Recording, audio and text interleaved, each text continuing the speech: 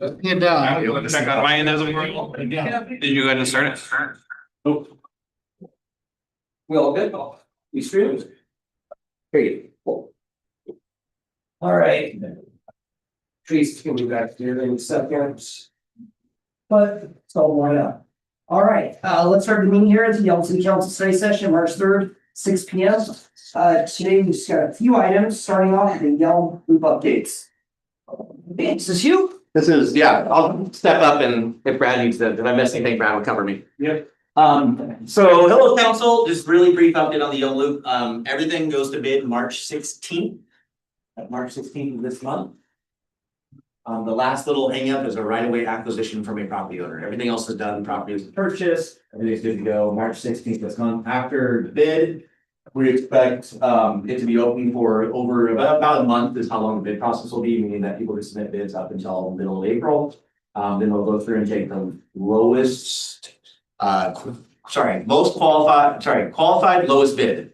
Qualified lowest bid. So that way, when that person's selected, then they'll have time to kind of start staging things, get everything ready. Construction we expect to start in summer. Usually you'll have a 2 to 3 month turnaround to get all their equipment out there. They're starting at Walmart Boulevard in that roundabout there, all the way down to 103rd in that. That'll be the first section. And that will be anywhere from, I'd say 6 months to a year to do that whole section, put in 2 roundabouts, upgrade the road, put in the walking system along there.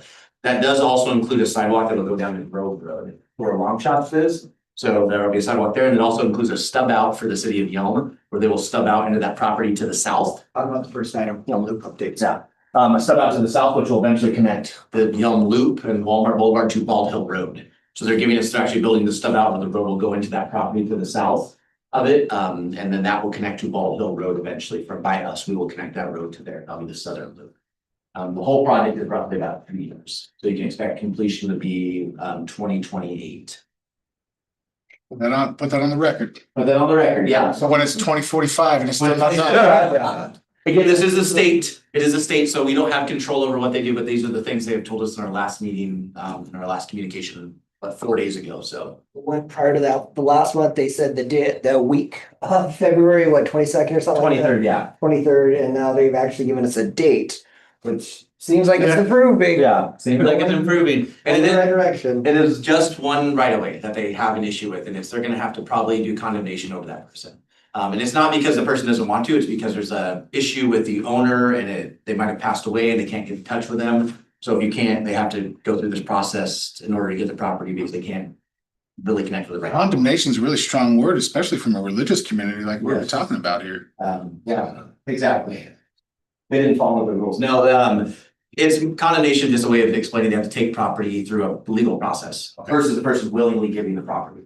And it's not because the person doesn't want to willingly give it, it's just there's an issue with the owner, and if the owner's alive or if they're somewhere else, if they moved or so they can't get a hold of them. So who would receive the proceeds from the sale if you can't find the owner?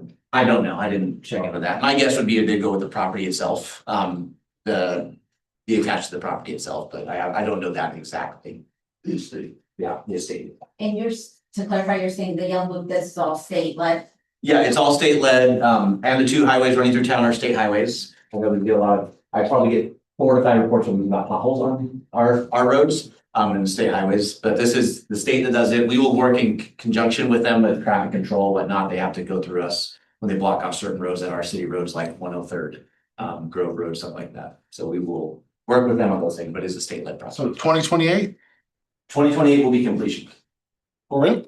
Yeah, in 2 years, 2 year timeline. Once that project runs through the town, Yeah. so we make more noise about it than anything. And we actually have one thing that we did do with the county was we got all permitting. So permitting all goes through us, even though it's in the county. And that was just a cleaner process for the states. They don't have to permit with 2 entities. They're just permitting with us. And meeting with Marcus last week, he said same thing, it's gonna happen, there's no funny business with money or anything being taken away by the state, it's all fully funded, it's happening, so. We're not, Oh, sorry. I was saying, we're not, waiting till looking at that budget No. to look at the line items, okay. Yeah, it's moving. So what do we do when it's not completed by 2028? Let's just get it started first, then we'll talk about. Because there's a lot of skepticism here. Yeah, no, I've lived here just as much as you, so I understand where we all expect.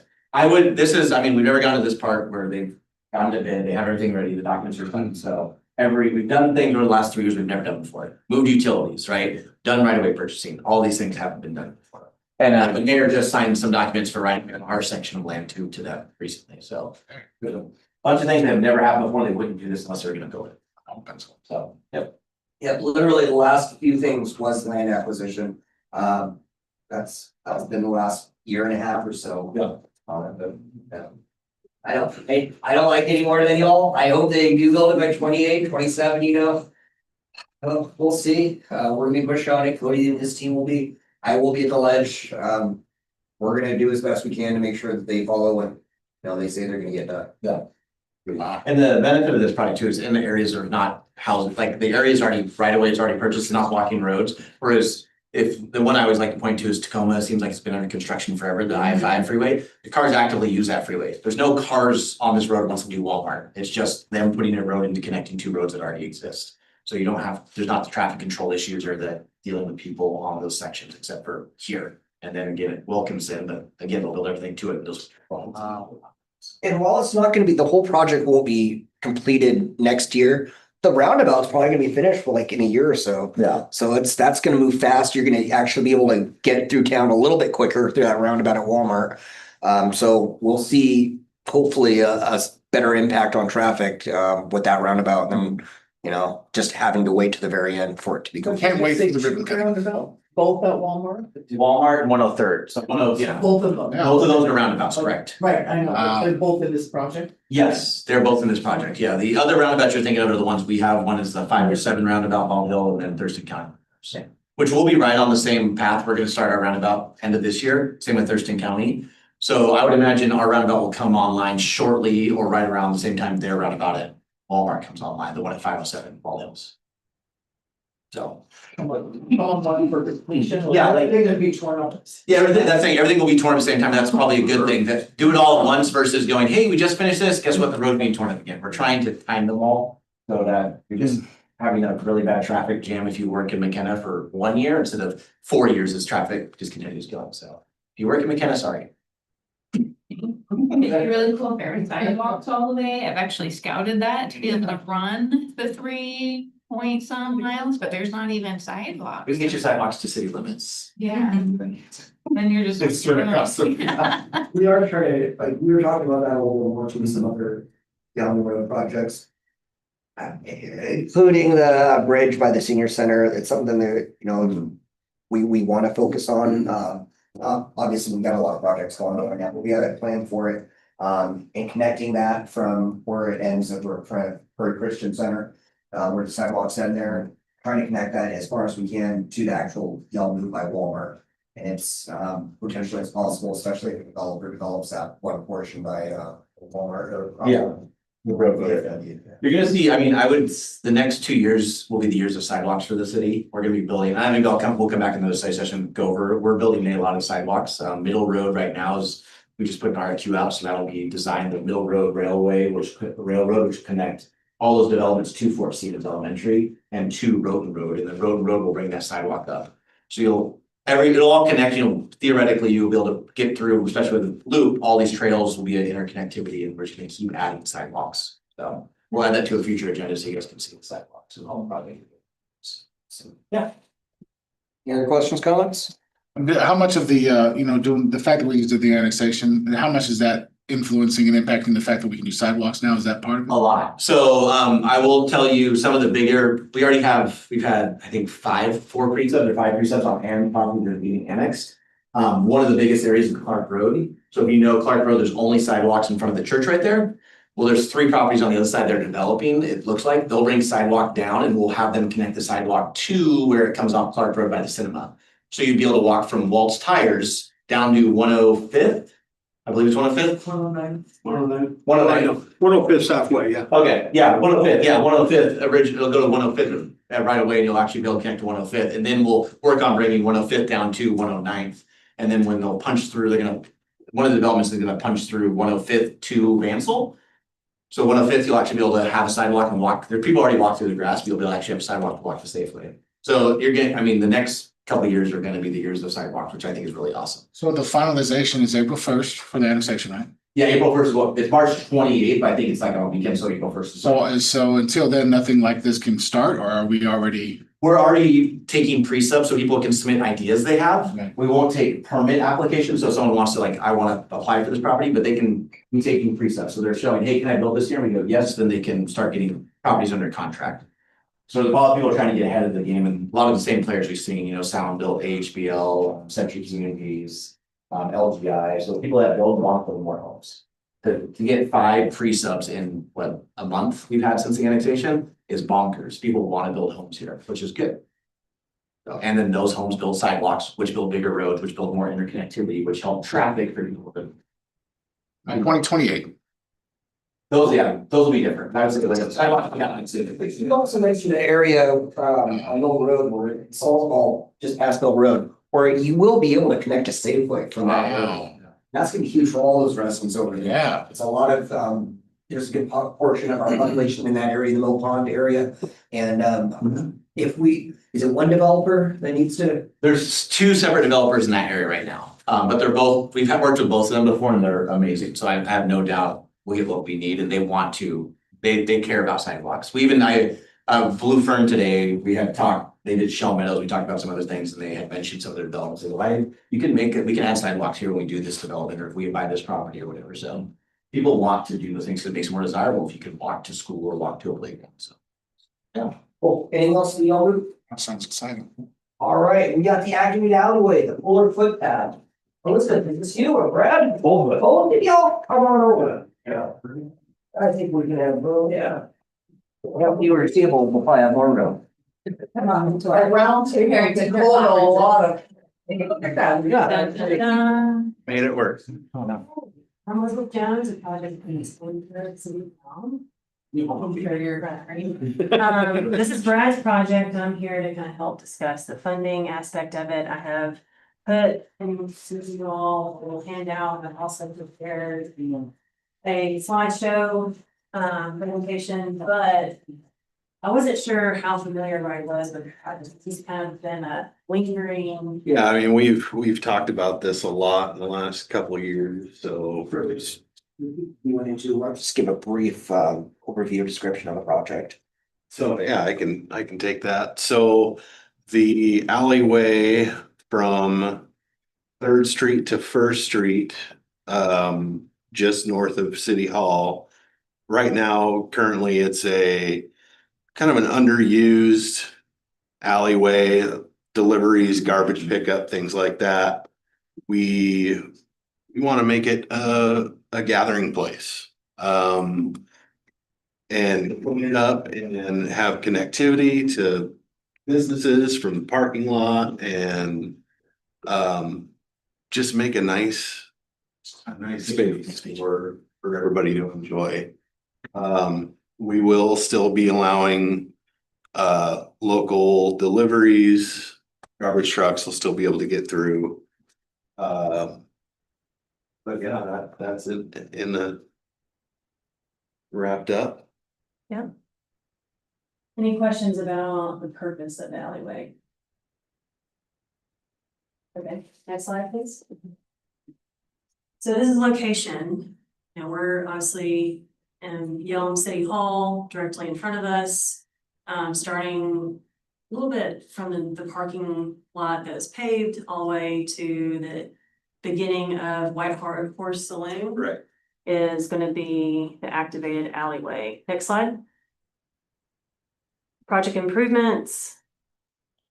All the things that we're including, it's quite an undertaking. I know a lot of folks think, oh, it's an alleyway, not a big deal, but this has been a massive project because it deals with a lot of business owners. We have to coordinate with PSC utilities, with the undergrounding, you know, out here, you see all these other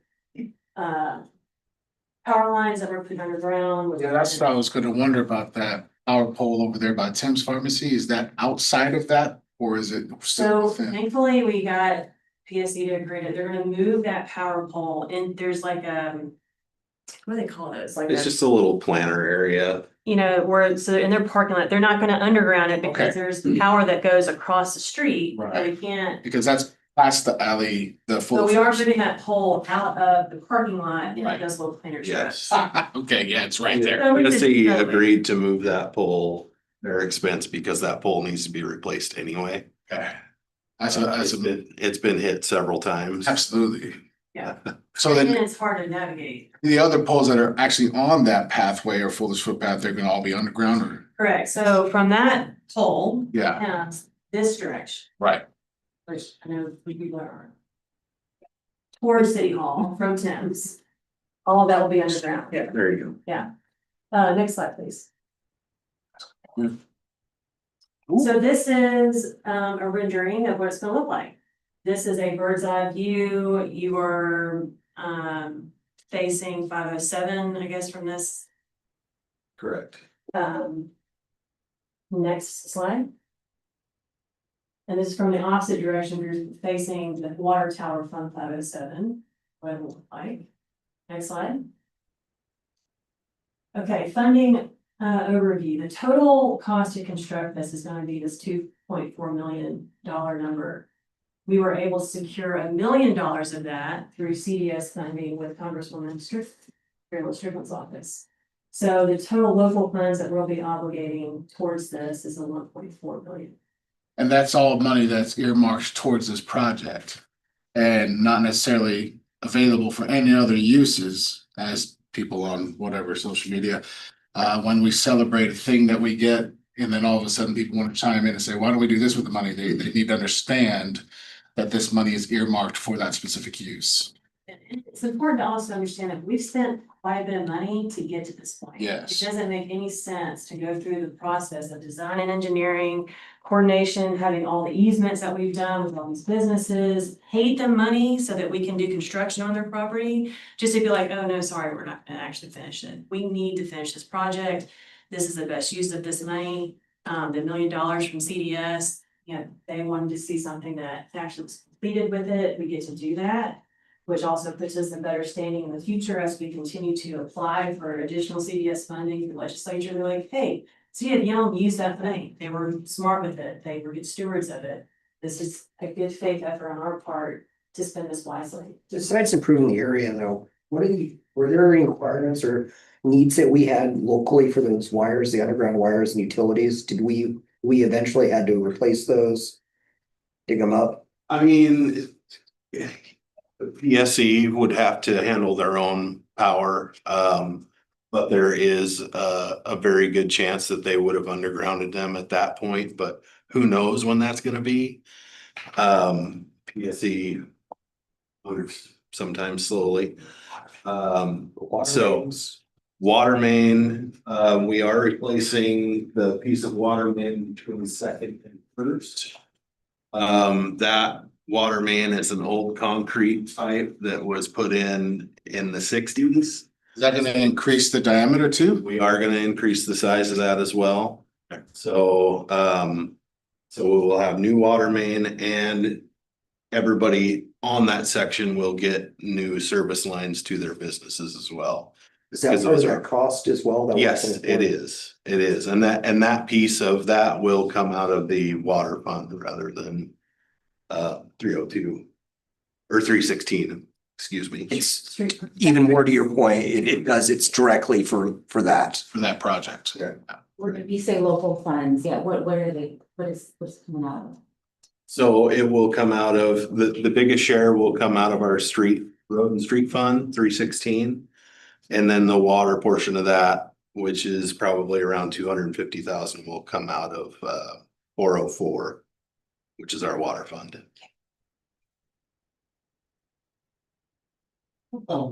I saw that also it's gonna be affecting or assisting with stormwater.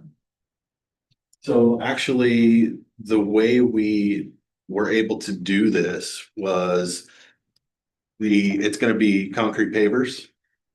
And they're gonna be, you can infiltrate through those pavers. So with our soil here, as we all know, you dump water on the ground and it disappears quickly. So with a stormwater report, we showed that we can do that. So no new catch basins, no trying to find storm to tie into, which we have very little of in the downtown area, so that's a big benefit. So with the whole stormwater thing, we do this fuller footpath. It rains, cats and dogs, no flooding will exist. That's, yep. Unless it's, I mean, if we have one of those 100-year storms, I can't promise you that, but yes, everything should infiltrate. Will either we or the public services get to look at the choices for the choices for that? Oh, it will look. You have the choice, and I should have attached. Yeah. this. Yes.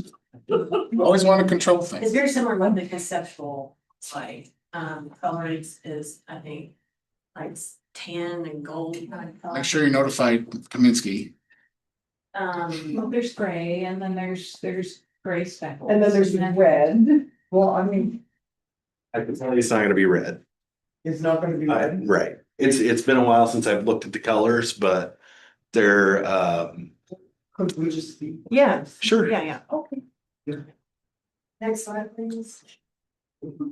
Very important.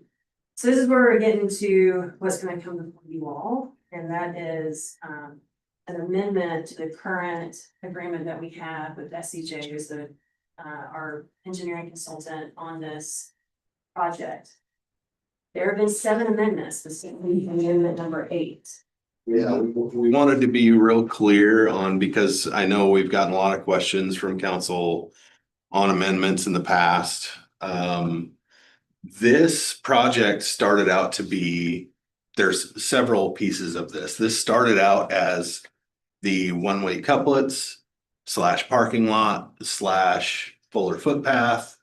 So our original agreement was just for conceptual design of everything. So we had that done, and then Cody and I looked at it and said, okay, well, what can we do now? Well, let's do the parking lot. So we amended the contract to do final design for the parking lot. The parking lot right now. Right. There you go, yeah. And then from there, oh, I did forget, we did add in 4th Street. We decided to put 4th Street into that one-way system. So that we had conceptual done for that. We did construction management for the parking lot. That was another amendment. We had a contract time extension, which was a no cost amendment. And then we threw in the water main from 1st to 2nd, which was another amendment. So as you can see, as things grew, with this mini phase project, it turned into several amendments. So we just wanted to make sure that everybody understands how we got to where we are and why that number continues to grow. Because it just, it's like every time you come up with something different, like the water main, it's like, oh shoot, that's not what we thought, so we have to change. Yeah, it was one of those things with the water main in particular. It was like, wait a minute, we're gonna resurface this. We should probably do the water main now. Let's add that in, ask SCJ if they could put that in their design. And with that comes an amendment. So a lot of these amendments are kind of like, no, I'm not saying it, hopefully I don't say it the wrong way, are like afterthoughts. Basically, we go along, we go on the trail, and you're blazing the trail is what you're doing. And as you're blazing this trail, you just go, oh, shoot, we forgot to do that. So then you amend it, and then like, okay, and the thing is, do something, try to do it once, and then again, we get amendments, and as long as the expenditures make sense and they're valid, then I feel like council would look at that and be like, okay, it makes sense. But thank you for being open about the whole amendment, because we, you know how we feel about amendments and feeling blindsided about things. Absolutely. So thank you for that. Any other questions on that?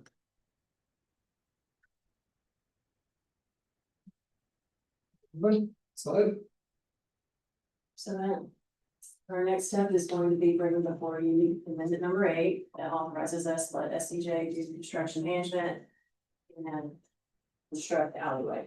Do we have an expenditure number or is that still under? That's that total, the 2.4 It's million. okay, That total. that's part of that total, okay.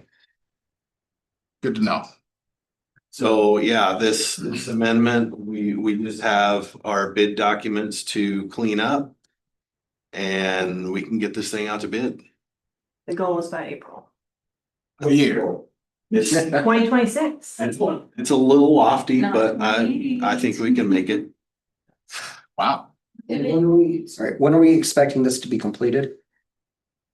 I think we can get this done But before the end of summer. I'm thinking September-ish. But for sure next year. Yeah, sure. 2028. And I will say, now PSE is going to be very involved in this, so. it's not just us. We're partnering with a Yeah. lot of. Yeah, and it's actually PSE, Light Curve, Comcast. You've got- Those guys are involved at their own expense, right? Yeah, but we're saying schedule wise, so it can impact our schedule. We were looking at Gotcha. ideally, and Gotcha. everything was cooperative, we'd be finished by September, but. Right. You got other multiple parties. entities, Yeah. they may say we can get out there, and that, he's talking about taking their line off poles, so it can be undergrounded. Cause we've got, everybody on the back side of the alley is fed overhead. So new lines will have to go under and to their meters. So some of this, a good share of this is at their expense, but some of it is at our expense. Mostly that expense on our end is gonna be time, Right. waiting to see when they finish their job. Okay. When the power lines are being moved, have we been in communication with the businesses along the way still? And Yes. will they, what does that look like? Do they have to close? Are they No. without power? Is it just like taking this and? It will be done very strategically, so nobody loses any business, no downtime. There will be, when they do the connection to each business, it will, like 5 minutes or something like that, they may lose power, but no, we want to keep everybody working as usual. I just have to do it in the middle of the night when no one's here. Yeah, that would cost us. And you made a valid point in the money that's already been spent in this project. Is there a way that we could get that number? Yeah, do you want the construction of the parking lot and everything? Everything that's been spent in terms of this contract. Okay. Yeah, I think the floor footpath is separate though. Do you want the cost of the parking lot over there? Cause I think Was that's. that part of the contract? Well, the Kind of. construction management was part of this contract. Sounds good. Yeah, we can do that. No problem. Anything else? We done with the presentation? We are, that's it. All right. Thank you very much, you two. And we look forward to having that open by next year. Yeah. The summer. You're right. No, we spent more than this. Yeah. And for what I wanna know, we. This is like that money. I want to say it's another material statement on the designs, if that's. I want to say this is just constructed. Trees were chopped down today. All right, we're not there just yet. We're at the Civic Center. Yeah.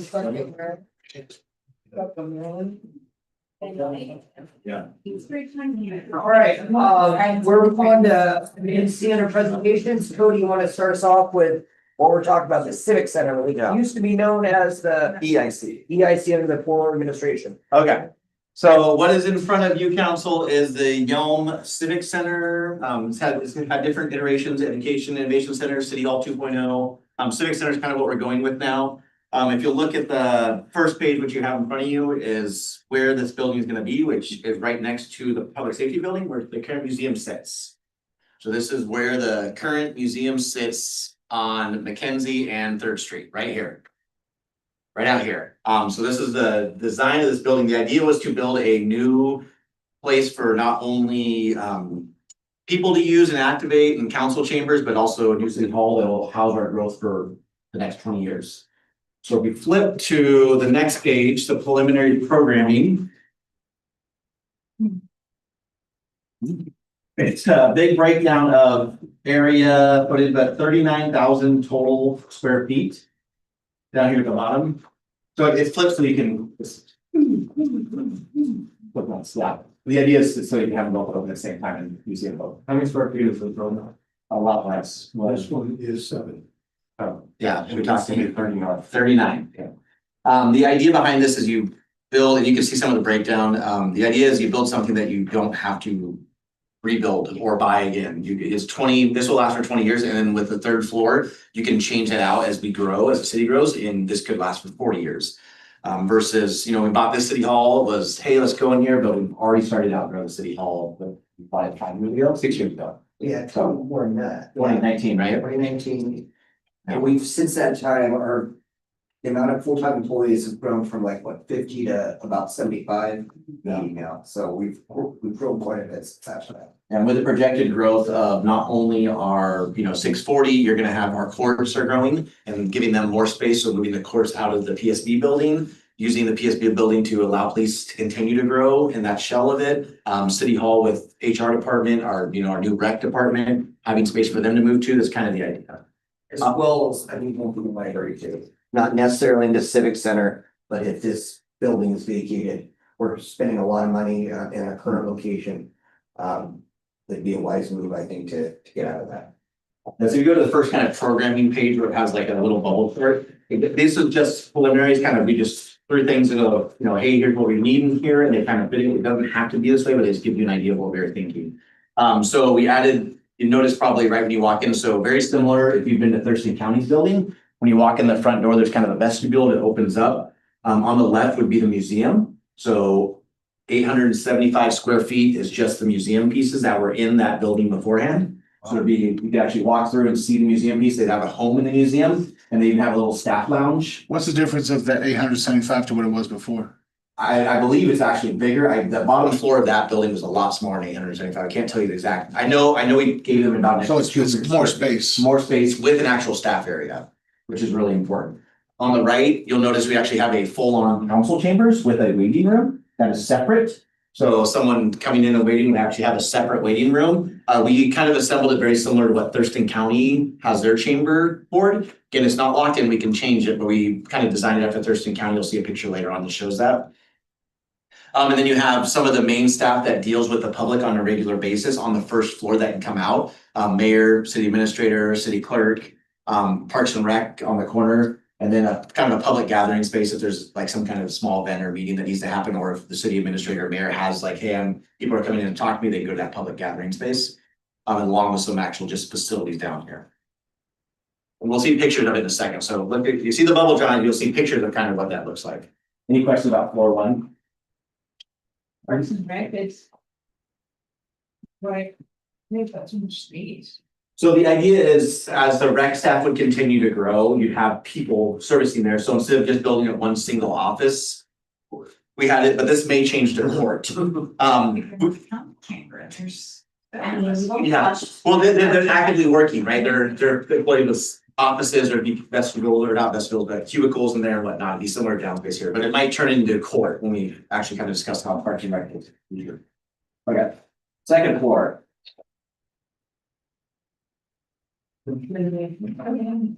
Okay, so this is the main staff that doesn't have to interact with public on a daily basis. So up here you have, HR director, finance director, open office space, very similar to this area here, which is cubicles and offices for people to work out of. IT with their own secure space and a separate storage space. Then a staff lounge where people can meet. And then separate offices that aren't designated any one thing. So that way you can put future people in there. And then our copy room, if you remember ours, similar copy room. And then a conference room if they have to have, a staff meeting and finance is having a meeting or whatever, they can have their staff meeting on the second floor. And the multi-purpose room, this could be again, another reserved room if someone could check out or if there's a meeting or some kind of conference or whatever.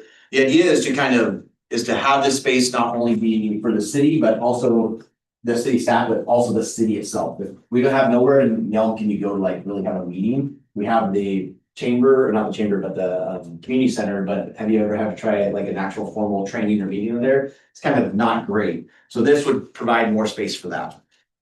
One of that section, Cody says open to above, so we're talking from the first floor up, that's gonna be like You're gonna 3 see it. stories. You're gonna love it. Okay, We'll get there. Don't skip ahead though, because I don't want you to spoil it to you.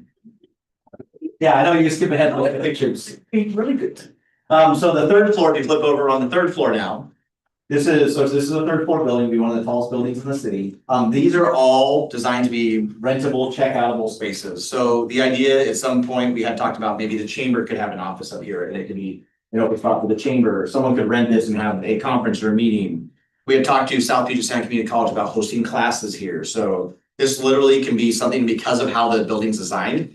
You could have people working and being on the third floor at night, and the first floor wouldn't have to be open because the doors can secure. So you come in the vestibule and you could go upstairs to the third floor and still access it, even if the bottom was closed off to staff. Nice. Which makes it really cool that you could have Yeah. a third floor still in use at nighttime or whatever happening out there. And the exterior space, which is one of my favorites, will be outside with this kind of view of Mount Ring. But you could have, you know, if you had some kind of event happening, people could go out there and see those things. Perception is just, it's gonna be great.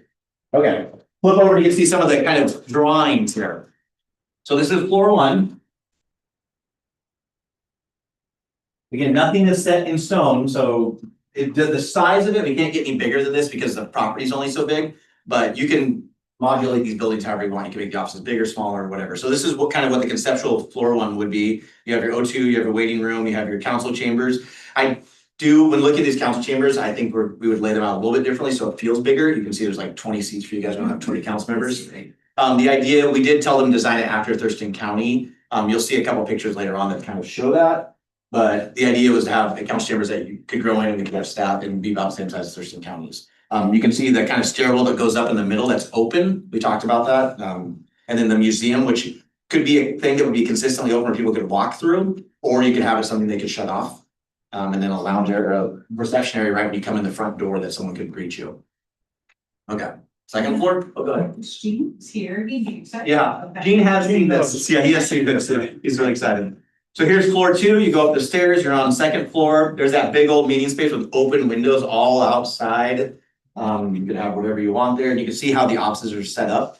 One of the big problems right now is like the city clerk, even downstairs, the city clerk, the HR director, they don't have private offices. Well, the HR director does, but the finance director doesn't. They don't have private offices. So they have to go to a room to do those. So this gives them a private office area with space. If you look at kind of the setup, it's similar to what my office is, where they have the ability to have private conversations with employees or whatever they need. That was a big need, especially for city clerk who's dealing with a lot of private stuff, and HR director and finance director.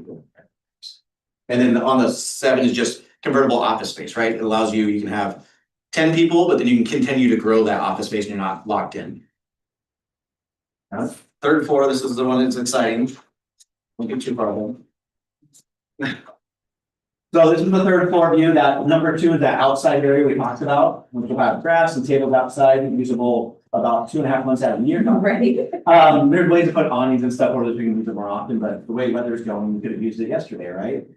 So in these big open spaces where you can have multiple meetings, conferences, and then possibility of office space up here for whatever businesses, whatever you have up there, chamber. One of, just having centralized services so people can happen. And the mayor talked about, having this here, then maybe go to the library here, you have a whole centralized civic center, right? Where the whole city is kind of anything you need in the city, police, court, library, park, it's all right here in this one kind of downtown area, especially with an alleyway being built, you're really kind of centering city operations in one part.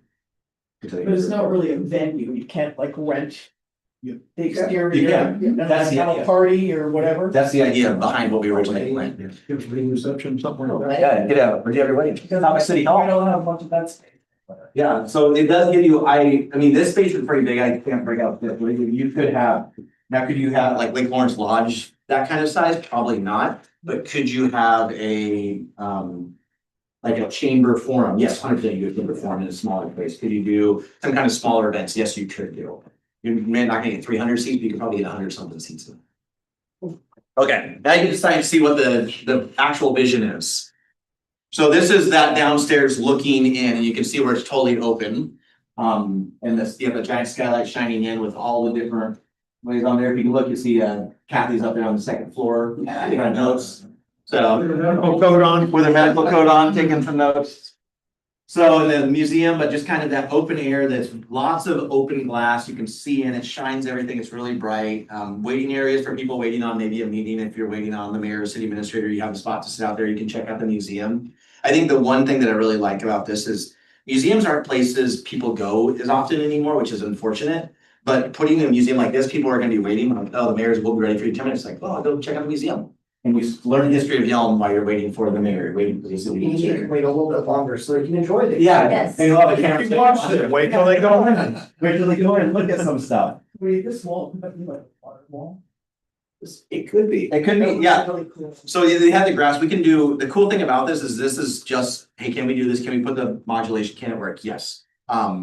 It can work. We can still go into details about changing things. Like, do we want this to be this way? Yes, as we go into actual design. And like we said, we talked about moving the court here. So originally we had like a Parks and Rec department. Well, the court makes more sense to have over in that area. So there'll be some small modulations we'll do to this building. The footprint will stay the same, but just the inside will probably change a little bit, just to make sure city services continue to grow. Including from your feedback too as council. Yeah. This is a big look for the city. We're very much proud of it. Yeah, so, yeah, so that's page 21 now. Or the next page over, you'll see some kind of the inspiration we took. So these are what we would design them, so our outdoor areas would be similar to this. These are the corridors through it, kind of open air corridors. The atrium style when you're looking at it. These are the buildings inside, they have these false walls upstairs, when you have those rooms you could rent. They'll have these walls so you can shut them and have it separate, or you can open them up and turn it into a big open air room, similar to what the community center is, where you can ship things in. And then a gathering space. This is, the rec room because they have kitchen and uses. Yeah. So these are some of the ideas behind it. The next page I really like, so you get it.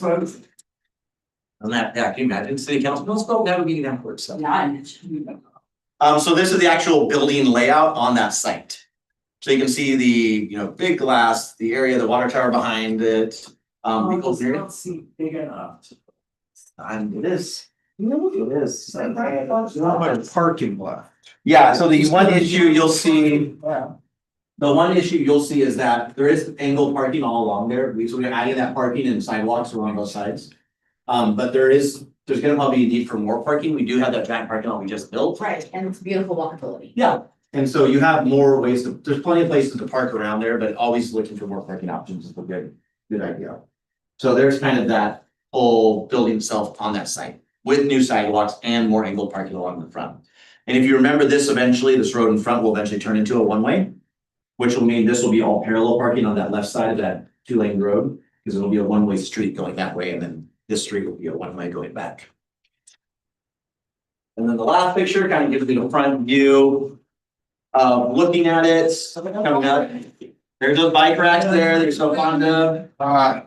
So, yeah, there again, you can see people just playing and having a good time. Great. So that it's just a beautiful building in that corner. That whole area just brightens up with this.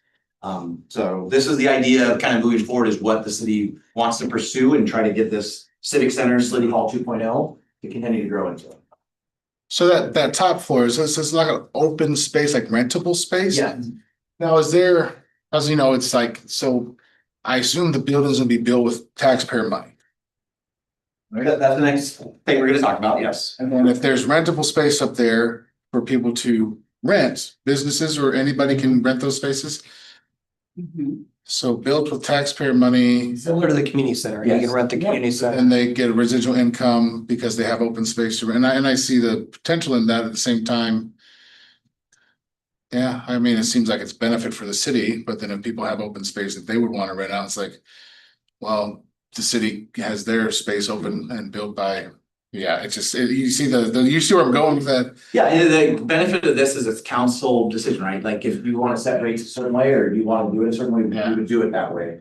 The idea was always to have some kind of space for, the chamber was talked about a lot, but just they talked about building this incubator space originally with like a small business could start here before they move into another one. It could be like a Right. option point to another area. So there are still options we can explore. Just the idea was to have meeting space that could be used for anything, like community center is right now. So then the top floor is really to like have open for potential businesses or, It can be. I mean, just in general, if you want to have a birthday party there, there's people that get married here at our Yelm community center. I think this would be a better location personally, like. It's a nice location. Right here. We get married in the court right now. Yeah, you get married, the judge is right there. But it's, you get perception there though, and people, I think it would be very valuable for this community. A lot of people I think would, want to rent it, where we don't have this space right now. And it would provide some like residual income for the city as far as. It would recoup some of our losses. This is, gonna cost me. yeah, it'll just be like the community center. The community center, as much as efficient as it still costs a lot of money for labor, to clean, for all that stuff. This allows us, if we charge, to recoup some of that. Just be smart stewards of taxpayer money. And it wouldn't be a place for permanent rentals, really, like say Stephanie wanted to make a salon in one of the rooms. That was not, There. that was not the original idea behind it. I wouldn't say it. It's more of a bouncing off. If we did the incubator, it'd be more of a bouncing off thing. The only permanent resident I could see would be maybe the chamber, or maybe if they're farmers market. I don't know what, there might be some more permanent residents in this, but it doesn't have to be. Maybe just, yeah. Exactly.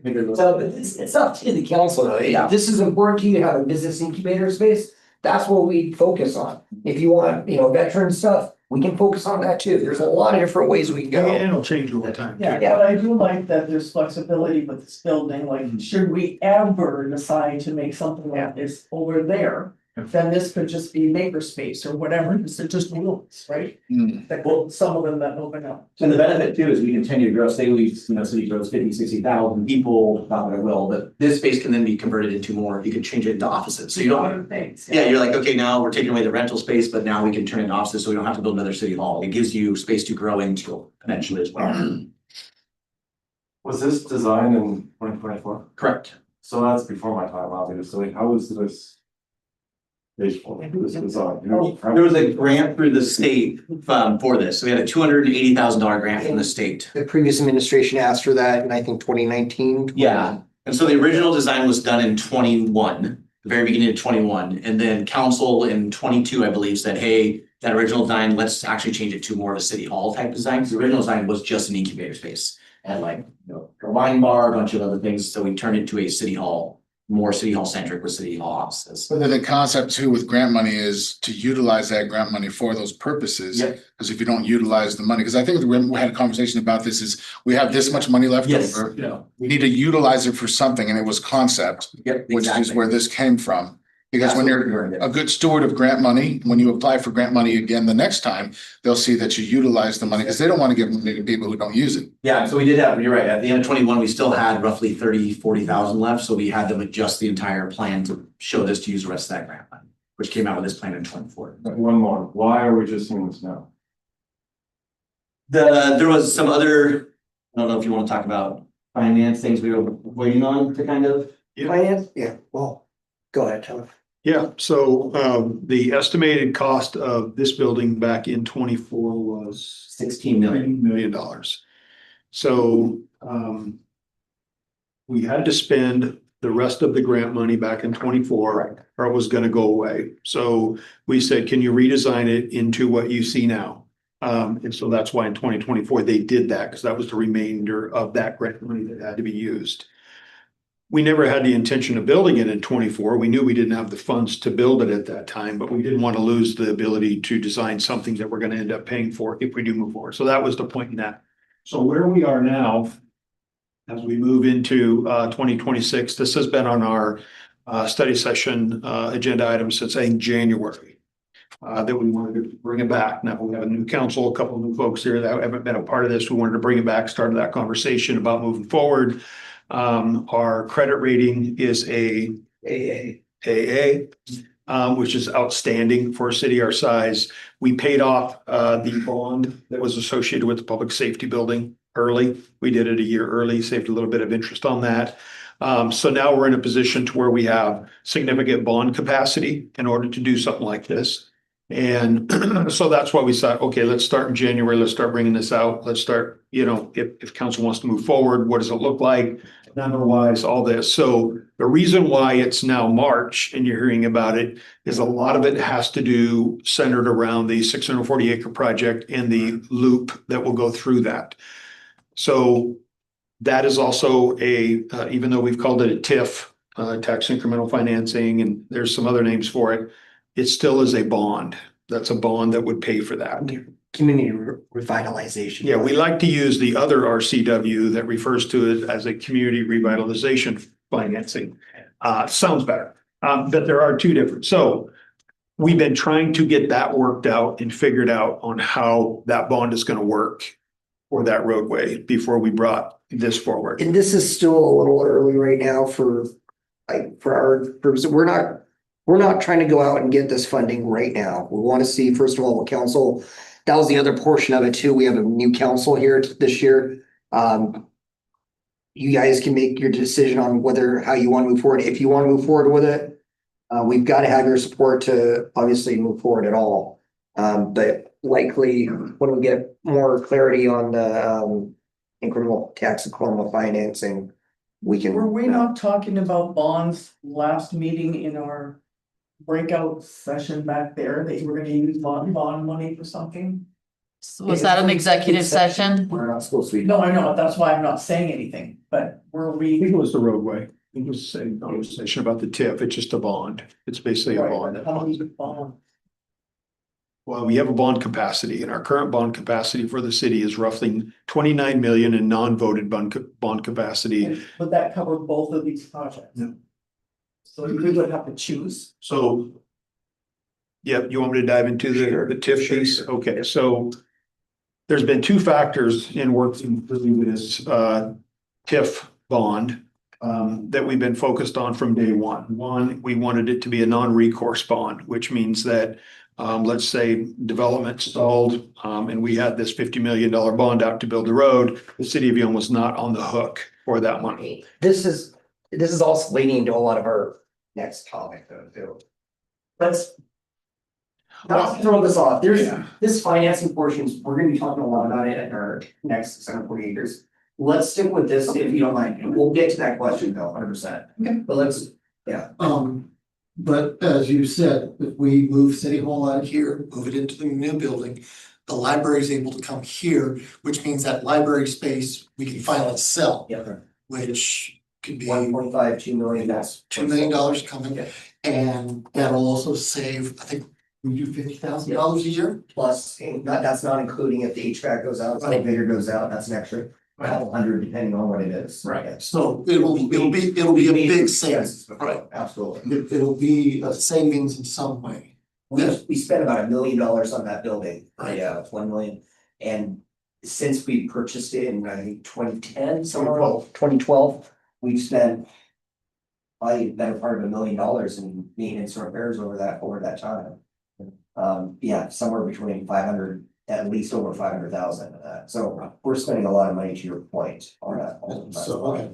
Yeah, I was hoping to, because Councilmember Johnstone brought up a point which I always appreciate, because he said, why are we just hearing about this now? But I think this has kind of been through the pipeline for about, I think, 1.5 to 2 years. I think we've been familiar with, this is just a more refined version. I think we did talk about this a little bit at the last city council retreat. Yeah. We've been discussing, it didn't look like this though. We haven't presented any. Yeah. This is actually. This is a more refined copy. So it has been something that has kind of evolving down the pipeline for about 1.5 to 2 years, I think, as far as I feel, as my memory serves me. But Yeah, longer than that. But I want to make sure I say it, because with the conceptual design, I feel like it's only been a couple or maybe we've shown a previous version of this. It wasn't all. because I feel like this isn't like new, but because it's in this format, it's like, what? So, but I feel that. Yeah. Downtown corridor plan that also included this pathway and the main road, and the intersection was a huge plan. And that's that what we looked at. That's exactly what Brad was talking about with this portion, the activity alleyway portion. The other portion was put the parking lot over there. We did one thing that they want to do.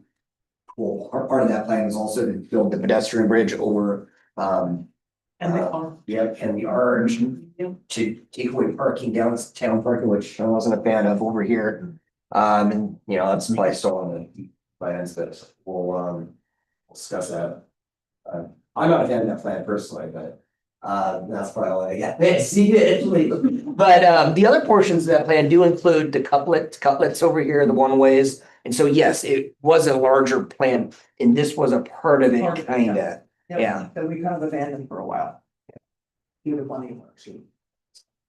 Oh, yeah, it's, Looks good. that whole thing, yeah, it's cool, you know, tens of millions of dollars. If we had more space. So are you looking to move forward with this or? I want to get your thoughts on it. Is this something that council would be wanting to move forward with at this point?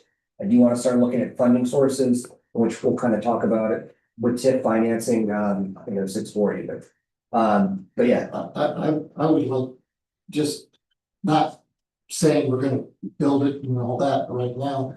But I think what would be nice is in reference to trying to find those grants, like the museum, a grant can come from there. Yeah.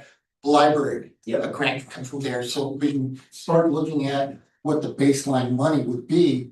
And then we have to figure out what we have to pay, but I also think the priority needs to be the southern loop as well. Absolutely, yeah. Priority needs to be Yep. that. When it comes down to financing. Yeah, I mean, that's, for me personally, yeah, absolutely. We gotta get the transportation piece figured out first. And that's where, you know, we talked about this diamond, how Yelm's gonna look like a diamond. That's what we're trying to get to first. This is a part of the plan though, like eventually, we need more space for city hall. We need, you know, to get out of that space where the library is. It's just smart financially to get out of that position and find a home for the museum. I mean, all these things that are important to each one of us. Some of these are more important for, you know, personal, maybe for you, Terry, or for you, David. Everything might be a little different priority, but it all kind of meshes to the overall arc of things. You can ride your bicycle to work. Okay, need some more pedestrians. There's bike racks.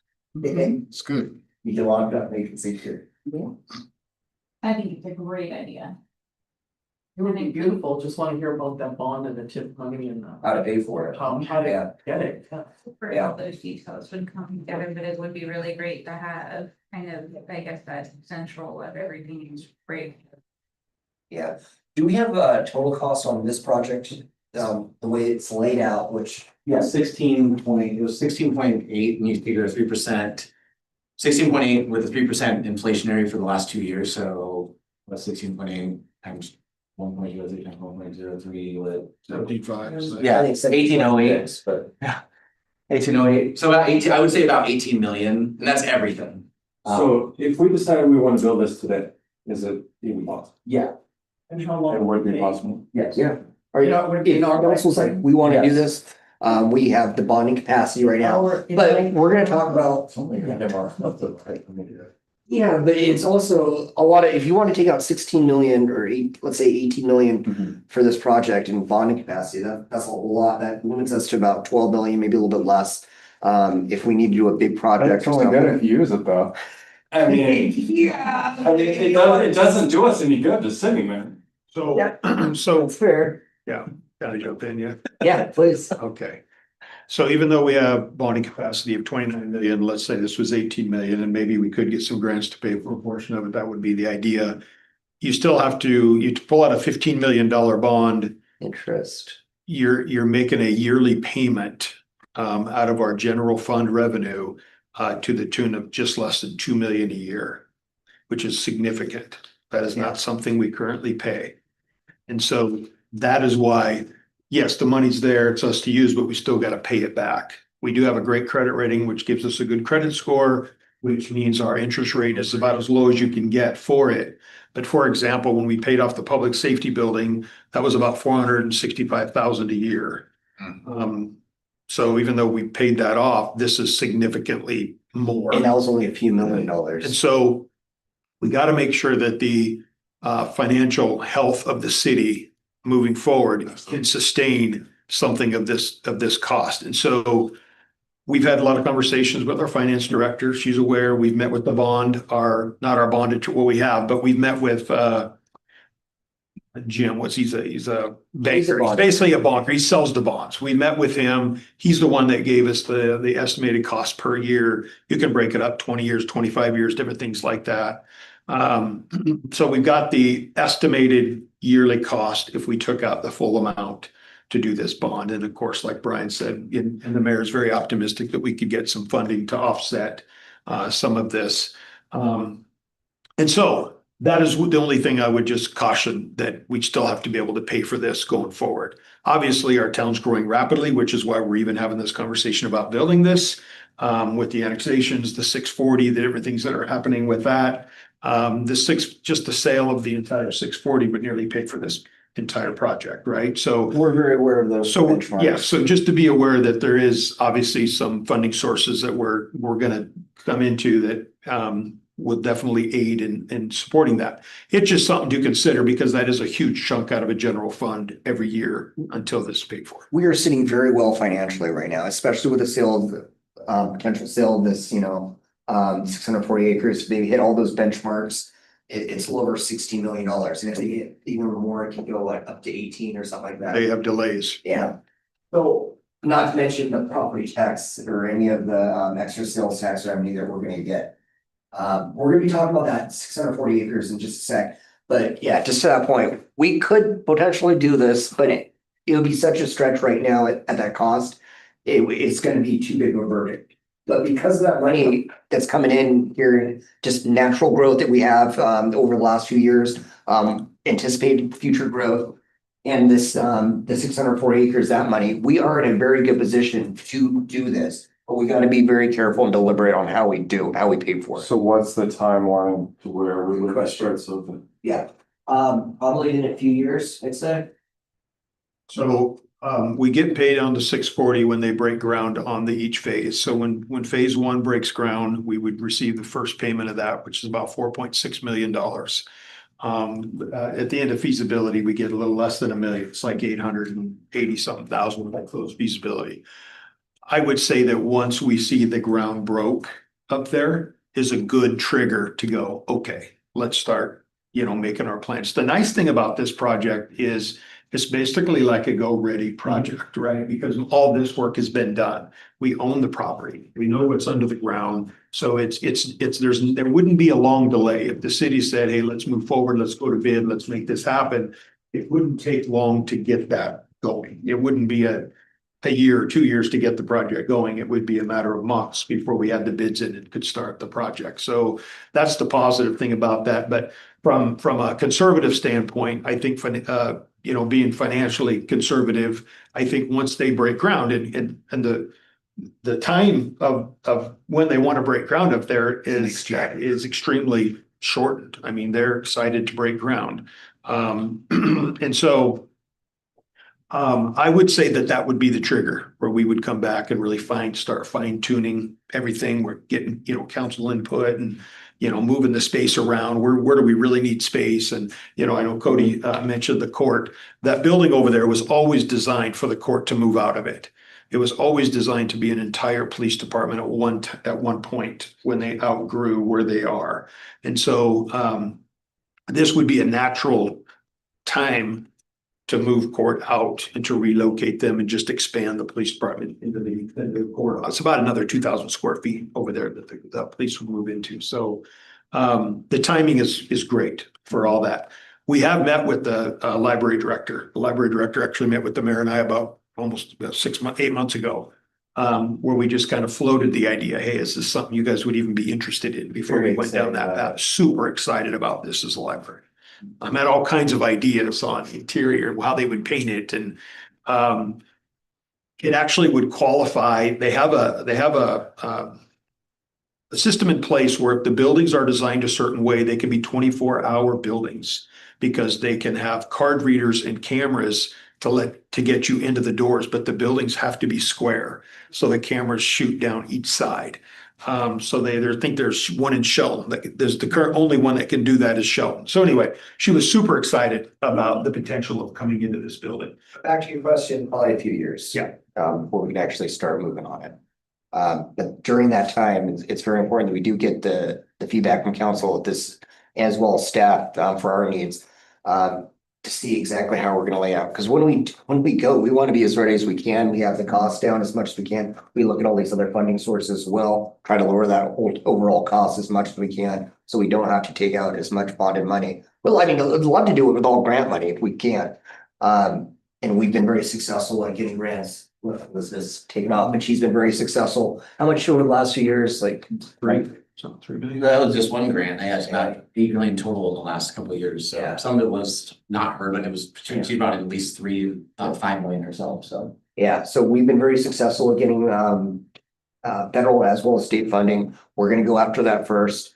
But again, this is fairly early. We just want buy-in from council to start moving on. Just want to loop everybody in and catch up where we are and what are the ideas in calling it a civic center and bringing in the museum. And even like, moving the corridor there, there's funding for courts as well. That treating it as a civic center where it's available for the citizens and whatnot also opens the door up to more funding opportunities for us to build that. So that was part of the thought process behind calling it a civic center and making it available for the public. So we could use one of the breakout rooms for our study session. Oh, yeah, tons of We rooms. wouldn't even need a. Tons of rooms up there. Tons of room. So it would be available for public use, Yeah, a lot of it would. like, unlike the UCBO? Just saying, It's not a city building. But yeah. so, Senior center over there too, right? yeah, no, seriously. What about the house? Like, I feel like Move that. long ago, there was the talk of the wasn't- house it wasn't being interesting, moved. somebody Is it bought it. just- Yeah. So is it just demolishing or is it deteriorating existing, right? Very bad. But yeah, someone wants to buy it, I mean. Yeah, we had an offer, there's someone who offered 10,000 to move it and buy it a while ago. Wow. It would cost us probably 8,000 to demolish it and go through just the asbestos abatement of it, We're so. open to it. Yeah, it would cost us more money to demolish it than just to sell it to somebody. How much have we spent to get here? 280. But not cities money. Yeah, all grant. Unless it's grant money, yeah. 280,000. So 280,000 to get it. taxpayer money in a different way. Yes. State of Washington taxpayer. Well, and there's a lot went into like culture, they did a cultural survey with the tribe for this land, they did archaeological dig to make sure there's nothing on site, they did. So it's more than, like, I know you look at plans like, oh, actually, this is, you can say, I this for $10, right? The plans, I just gave you the last couple pages, and you noticed you're starting on page 11. There's 10 pages of just like cultural surveys, lineups with different things, water idea, everything that could have gone into it. It's all conceptual, is there any mechanical, is there any structural, anything else? No, it's just the conceptual, there's not engineered plans yet. That would be if council decided to go forward, we decided to move forward, we would do engineered plans, which would also break down the architecture and what the rooms actually look like and break those Now, down. is there grant money available for that? Yeah, we'll go Yeah, after, yeah, we'll absolutely go after that. If I remember correct, to be able to even start looking at grant money, we need to get conceptual. Yeah. In other words, it's a shovel ready. Basically, yeah. Okay, so if, with this here, we're able to start doing research on grants. That's a good point too, Brian. It's having renderings and having conceptual like this is a lot easier to take to a legislator and say, hey, we're looking for such and such money. Do this rather than, hey, we're thinking about doing this, it's like, all right, come back with a little more fleshed out. I have a vision, but I don't have a vision. Good questions. Anything else on this one? It doesn't make sense to just half build out like 2 floors and save the money for the upper floors, cause you might as well do it all. If we can phase it, say, we'll look into it, but I think.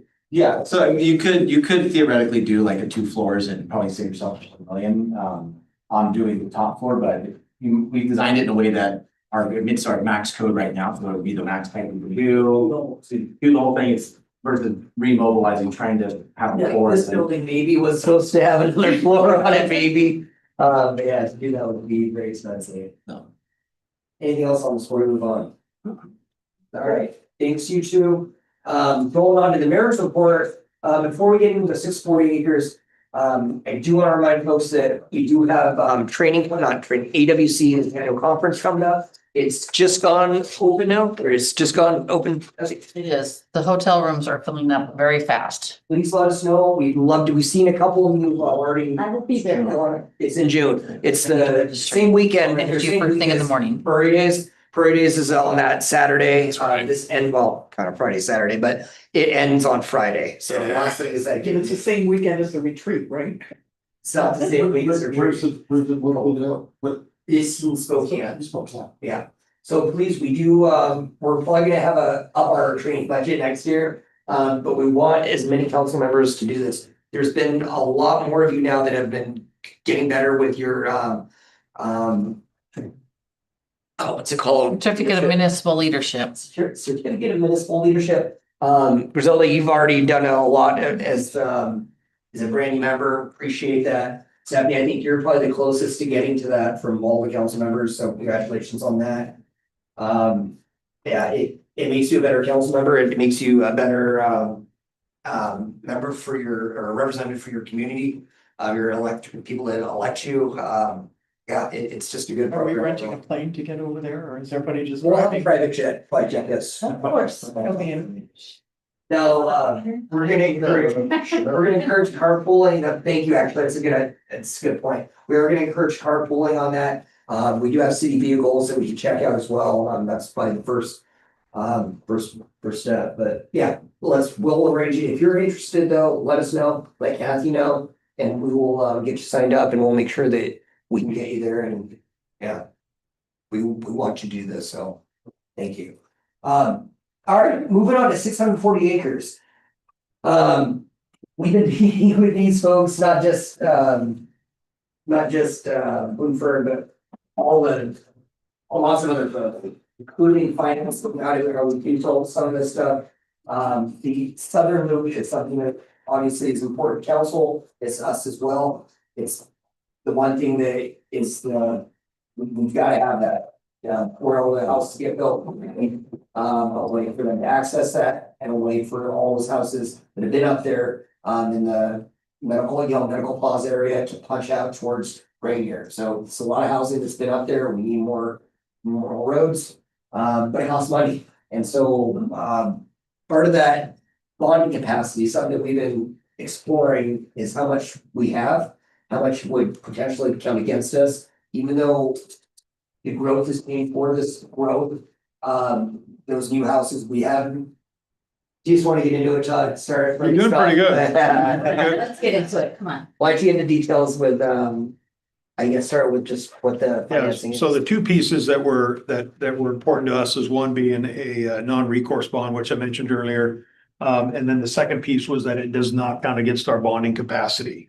The estimated cost of this road is, well, anything between 30 and 50 million to build a 3.2 mile road with all the infrastructure underneath the ground. Road's 110 feet wide. It's a huge road. Anyway, so this whole time we've been working diligently to make sure that that's how it would be. They have wrapped up the initial consulting phase. Blue Fern used an individual to do a TIF consulting on the project. And this is where they would recommend a TIF district that we've been talking about as far as how much of the city would be under this TIF. The way they did it was they just did it under the 1,250 acres. So they did not put the TIF district on any current home in the city. It's all on the vacant 1,250 acres. And that was a point that was reiterated by their president, Ben. It's something that we've shared with them, that it's not going to work if you're taxing all of Yelm basically for this project. It has to be maintained. And he was very adamant that it was too. We're on the same page on that. So the second piece to that was they only accounted for development on the 640. They did not include any development going on Triple D's property on the 610. So when they factored in the development plans of Blue Fern, the amount of tax revenue over the 25 years that would be brought in by increased tax revenue, just that development on the 640 was enough to pay for that entire road.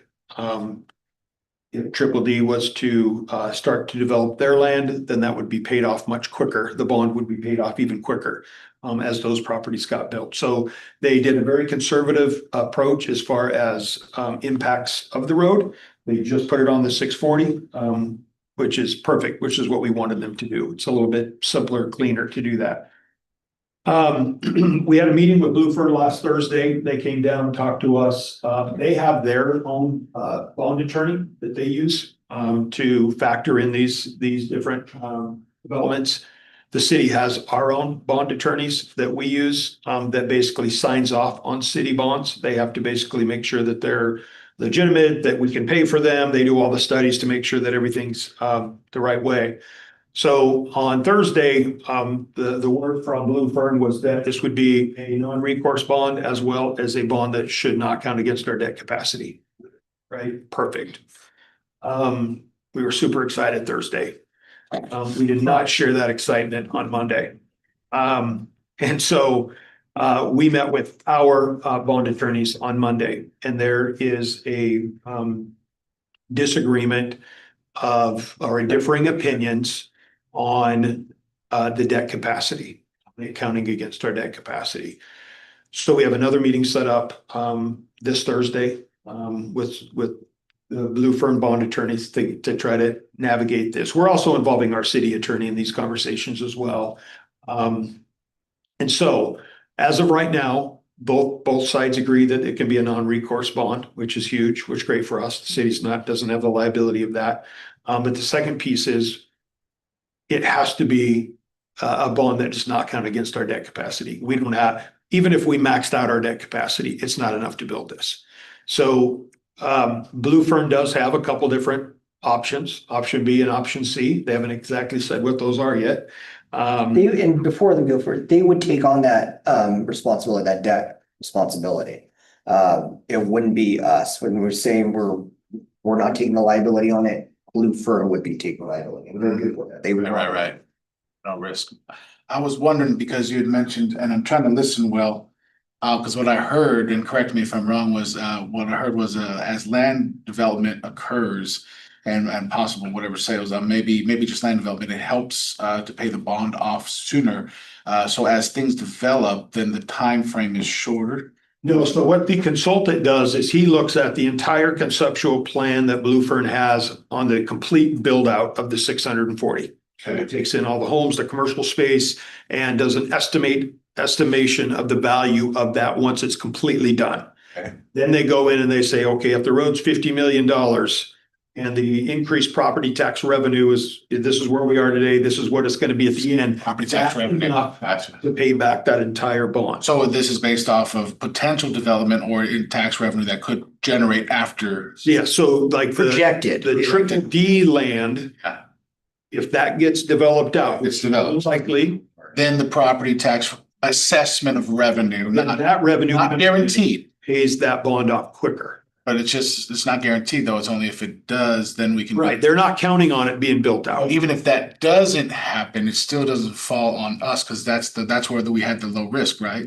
Yeah, and so, Do you want to talk about how the, yeah, so for example, if we did a bond against our debt, we could get maybe, let's say, a 4% Right. interest on if we built this building, for example, we could probably get a 4%. Double A. Right?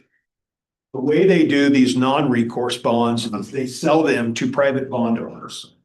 So the only way to sell those to private bond owners is they have a higher interest rate. So they can make money off of their investment. So the risk is on the bondholder. So if you buy a bond, you're betting on Blue Fern to finish this project. Right. You're basically gambling on that's going to happen. If in fact it does happen and you buy the bond and it does build out, you would make probably a fair amount of money off the bonds you bought because of that interest rate attached to it. And these are investors that have good faith in Yeah, they know there's there's a lot of groups and they're very confident they can sell these bonds. There's really no question. They feel very confident they can sell these bonds. and But that's where the risk. It's their bond attorney, sorry. Right, Yeah. not- Their bond attorney selling those to whoever. So that's where the risk falls. The risk falls on those who buy the bond. So if, let's say Blue Fern, for whatever reason, goes bankrupt and pulls out, says, we're done, we can't do anything. It's on the Not on us. bonds, Those bond purchase, the one who purchased the bond. Yeah, so that's where the non-recourse piece comes in. Non-recourse, okay. Thank So we are turning every stone to find out how this can count against our debt capacity, if it counts against our debt capacity, and if it does have to count against our debt capacity, what are our other options out there to build this road? How do we finance that separately? And that's where obviously paying for this building comes into first figuring out how we can fund that road. What is, because two different bond attorneys have two different views. Is there an explanation on why the two different views? Yeah. You say that. Yeah, so, and the bond attorneys actually know each other, right? They've actually worked together, so it's not like they're completely foreign with one another. So, The argument from our bond attorneys is the fact that the other bond attorney has done a similar CRF funding under an RCW in Spokane County. They used 3989, which was a non-recourse, and it didn't impact their debt capacity. Our bond attorneys say it would have impacted their debt capacity, but it was Spokane County, which had a sizable debt capacity where the project they were doing didn't even come close to reaching their debt capacity, so it didn't matter. So it was never in question whether their debt capacity would be impacted. For a smaller city like us, with a $29 million debt capacity, as opposed to Spokane County with a $250 million debt capacity, if they did a 50 million project, they wouldn't even care what your debt capacity is because you're not going to touch it. That's what, Okay. that's where the difference is. And so 29 million is councilmatic bond authority. We could have a lot more if we went to the vote of the people, But I just want to know what the difference. yeah, so our bond attorney has said if there is some sort of amendment to the code, to the RCW, if there's something that their bond attorney can provide them that says this is not a liability against our debt capacity, they're good with it. But they haven't provided that yet. And so that's where we meet Thursday with Blue Fern's bond attorney, and we're going to say, how does this work? with both of our attorneys. Yeah, so we need to get to the bottom of it to figure out how this is going to work. Assuming the code is not clear. Well, according to our bond attorneys, it's very clear. There really isn't, it isn't gray. Yes. Oh, And they've done several TIF projects for other cities. Our bond attorneys have. okay, Every one of them that's kind has counted against debt capacity. Now, they're using an RCW that is actually for TIFs. Blue Fern wants to use a slightly older RCW that is the CRF, which is the Community Revitalization Funding. They're a little bit different, but in our bond attorney's mind, it makes no difference to debt. Todd, you're doing a really good job explaining this, and so now my brain's intrigued, and at the same time, it wants to have some assurance. So at the same time, when this whole project being developed about this road, this is not going to be a thing that is imposed upon the citizens of Yelm because it's designed to pay for itself through the development of properties and the property value. So that's the idea, because when all this comes about, the first thing that's going to happen, and it always happens, is the citizens think that they're coming out of pocket paying for this. It's like, no, they're trying to design this in a way that as the 640 comes to development and a sale agreement in some fashion, that this will pay for itself. That's exactly right. That if Blue Fern was not developing that land, this road would not be built because their development will pay for this road. The value comes with the development. Yeah.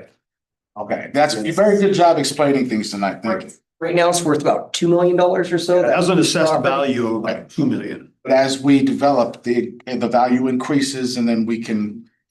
The other thing too, it's obviously a long-term excitement, but you can look at it from a long-term stability of Yelm is, when this bond gets paid off, all those additional property tax revenues that have went for 20 years to pay this bond back, now all of a sudden go directly to the city. Which is going to be millions of dollars. It's an incredible windfall at that point, obviously way down the road, but. Well, not necessarily. If we pay this off early. If we pay it off early. Right, that's what I'm saying. It's a 25-year note. Yeah. That's what the RCW allows it to be. That's cool. So would we be able to maintain all of that new infrastructure for 20 years without getting that benefit?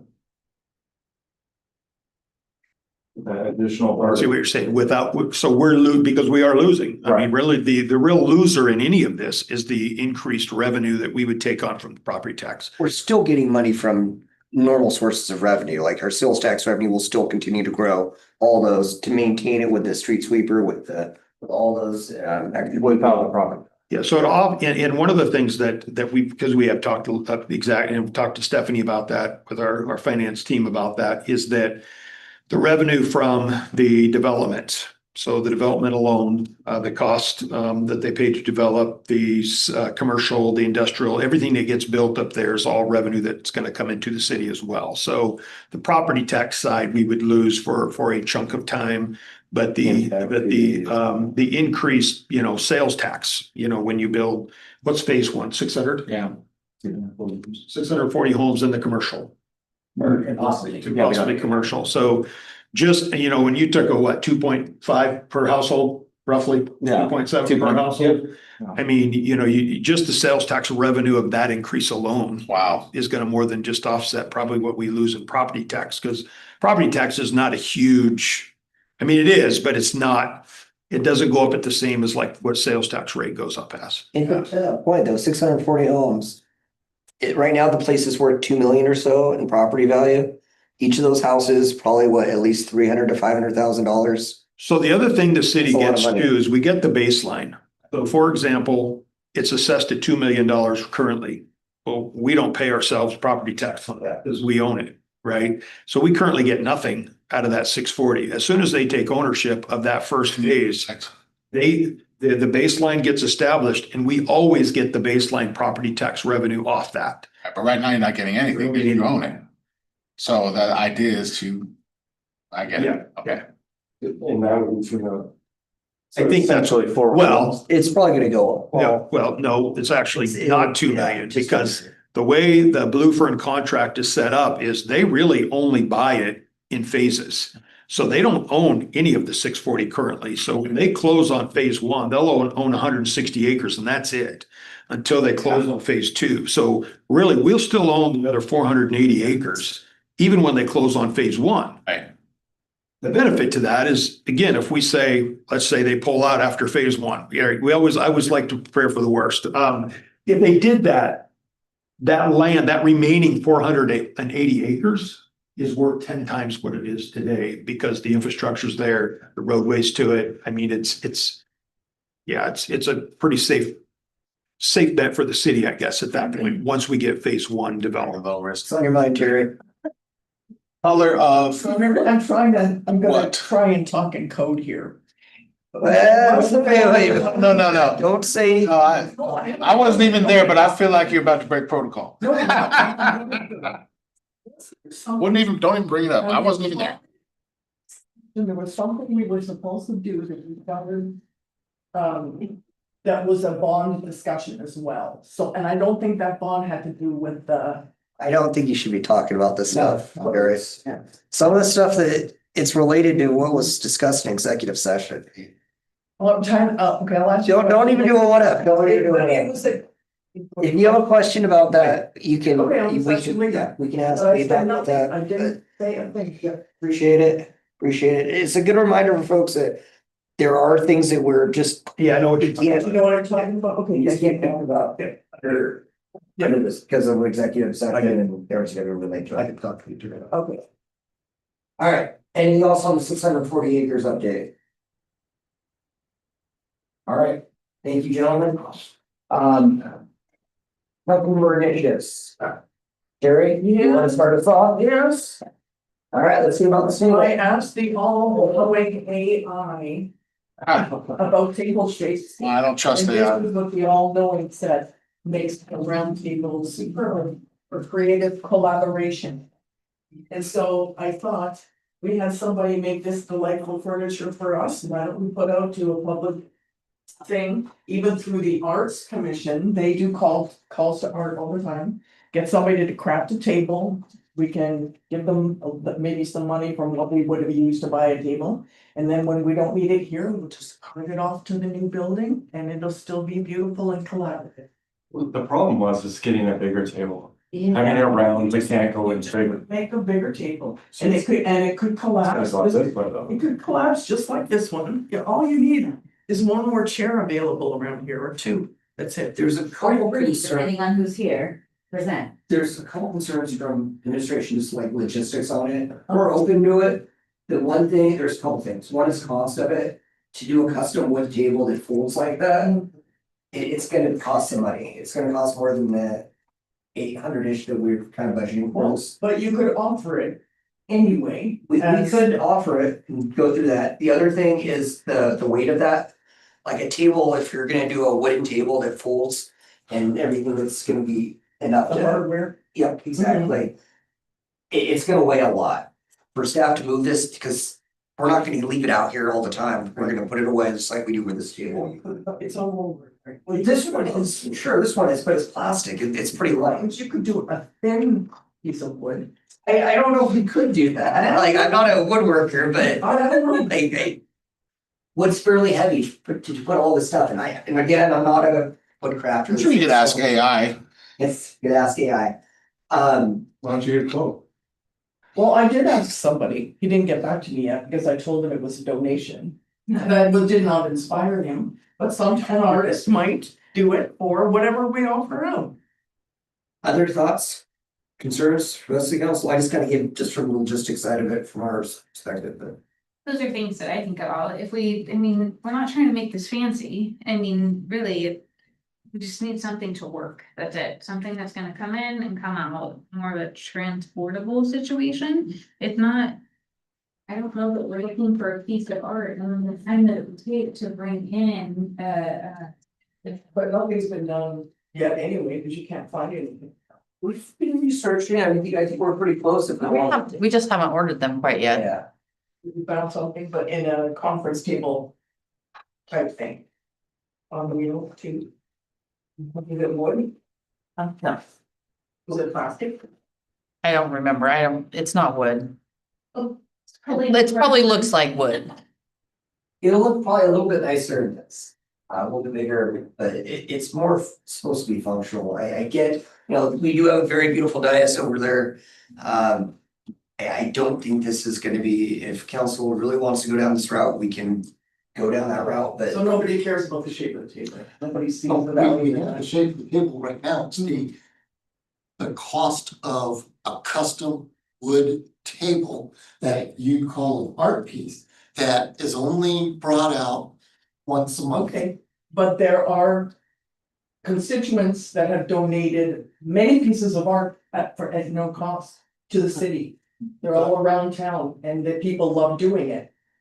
I'm just saying that we're good, if you spend even $800, I'm gonna say for once a month rollout, that's way out. I think there's better ways to honor that type of art, is what I would think. Well, and that's something we can possibly do moving forward, but we need a bigger table now. Mm-hmm. We can't all sit here now. That's why I'm sitting over here. Well, We need a bigger table. could, because Joe could roll his No. chair over. Hey, here's the thing. I still feel like we had a great study session. Fantastic. I got some sciatic nerve problems. I'm passing a kidney stone. I'm sitting over here in this chair, okay? So And whatever. that's the other flavor too, we're hoping to get more comfortable chairs for everybody, and so we can have everyone at the table as well. It's not just functional too, it's not just for the looks of it, it's more functional as well. We need a bigger space, we need chairs, hopefully a little more comfortable. Just don't replace this with a plastic long table, because that would serve no other purpose. It would serve the exact purpose we need it for. But I mean, it would be beautiful, but it would be what we need to have a meeting. As long as we had good conversation and deliberation, I think we'll suffice with whatever we can. Well, that's my piece. How about when we do this new building, that you help us, for the dais, you help us, guide that decision. The new council chambers is gonna be set up just like this, so that's why I said we'll just go into a different It'd be room. a whole different. He's offering that only to you and nobody else. Look at that. What fun. You don't wanna do it, Jared, we don't have to, we can just make that decision. But how about that, though, we had part of that discussion and conversation, Terry, if you can find something that's within our budget, we can get it soon. Bring it in and you can look at it. We'll get it soon. No, what? Together really, really fast, but I think it was the donation part that kind of like. Nobody wants to work with But I explained exactly what we needed and goes, yeah, I can totally do that. I wouldn't want it. things. Wood. Yes. He's gonna make out of plastic. They did out. Well, they would do that. Yeah, I would say. Yeah. All right. One last thing, Next, is it next week's? No, when's the next? We are canceling the meetings. Yes, March week. yes. Next week, due to lack of anything on the agenda, nothing to face anything, but Wow. not anything on it. Okay, so, but that, we're not meeting next week? Correct, Okay. right? Yep. Yep.